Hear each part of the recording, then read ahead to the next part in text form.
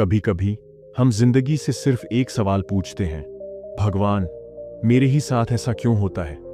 जब सब कुछ छिन जाता है, जब अपनों की आवाज हमेशा के लिए खामोश हो जाती है और जब हमारे भीतर सिर्फ एक सूनापन रह जाता है, तब हम उस मोड़ पर खड़े होते हैं जहां से या तो जीवन खत्म होता है या फिर एक नई शुरुआत होती है। आज की यह कथा है एक ऐसे ही युवक की है जिसने अपने जीवन में सब कुछ खो दिया, लेकिन फिर भी उसे कुछ ऐसा मिला जो दुनिया के करोड़ों लोगों को नहीं मिलता। वह है दुख का रहस्य और उससे मुक्ति। यह सिर्फ एक कहानी नहीं है, यह गौतम बुद्ध की आंखों से देखी गई जीवन की सच्चाई है। अंत तक देखिएगा, क्योंकि कहीं ना कहीं यह कहानी हमारे आसपास भी घटित होती रही है।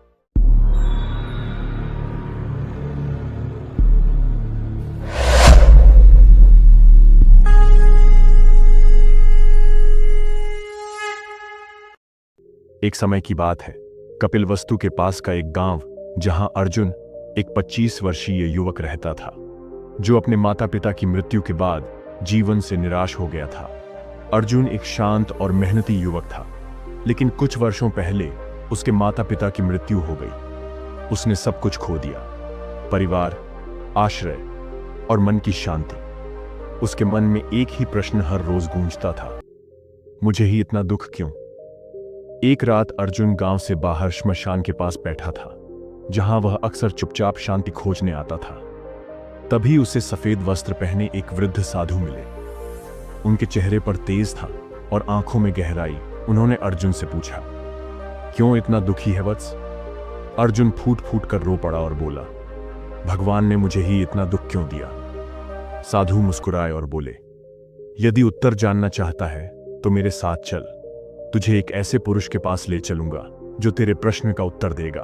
वह है तथागत बुद्ध। अर्जुन साधु के साथ नंगे पांव कई दिनों तक चलता रहा। अंत में वे एक शांत जंगल में पहुंचे, जहां एक पीपल वृक्ष के नीचे गौतम बुद्ध ध्यान मग्न थे। उनके चारों ओर शांति, परमानंद और मौन फैला हुआ था। बुद्ध ने आंखें खोलीं और सीधे अर्जुन की ओर देखा। बिना कुछ कहे उनकी आंखों ने अर्जुन का सारा दुख पढ़ लिया। बुद्ध ने धीमे स्वर में पूछा, वत्स, तू क्या जानना चाहता है? अर्जुन ने कांपती आवाज में कहा, भगवान, मेरे जीवन में दुख क्यों आया? मैंने किसी का क्या बिगाड़ा था? बुद्ध बोले, दुख इसलिए आता है क्योंकि मन कुछ पाने की लालसा करता है और जो खो जाता है उसे स्वीकार नहीं करता। दुख जीवन का सत्य है, पर उससे मुक्ति भी संभव है। बुद्ध ने अर्जुन को एक कार्य सौंपा, जा, गांव में जा और ऐसे घर से एक मुट्ठी चावल लेकर आ जहां कभी कोई मरा ना हो। अर्जुन उत्साहित होकर गया।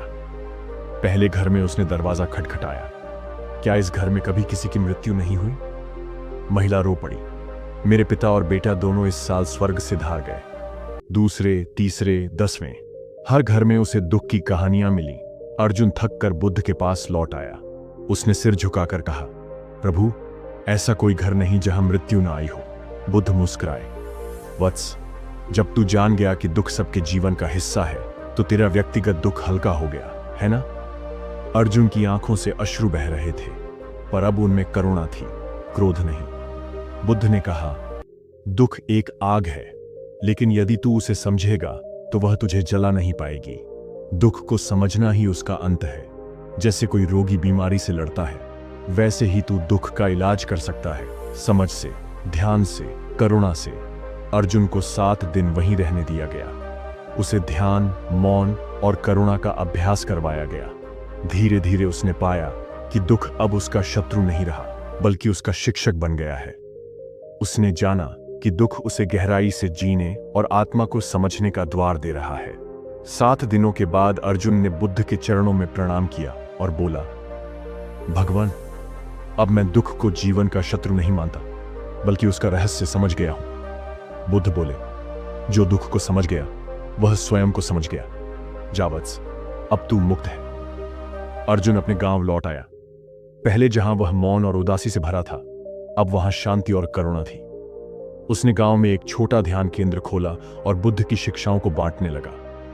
अब जब कोई पूछता, अर्जुन, दुख क्यों आता है, वह मुस्कुराता और कहता, क्योंकि वह हमें मुक्त करने आता है, यदि हम उसकी बात समझें। अर्जुन ने जाना कि दुख न तो शाप है और न ही कोई सजा।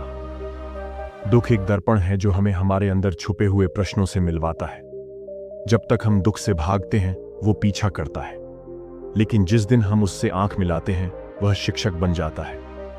प्रिय साथियों, अगर यह कहानी आपके दिल को छू गई हो तो इसे दूसरों से जरूर बांटिए। कृपया हमारे चैनल को सब्सक्राइब भी जरूर से कर लें। नमो बुद्धाय।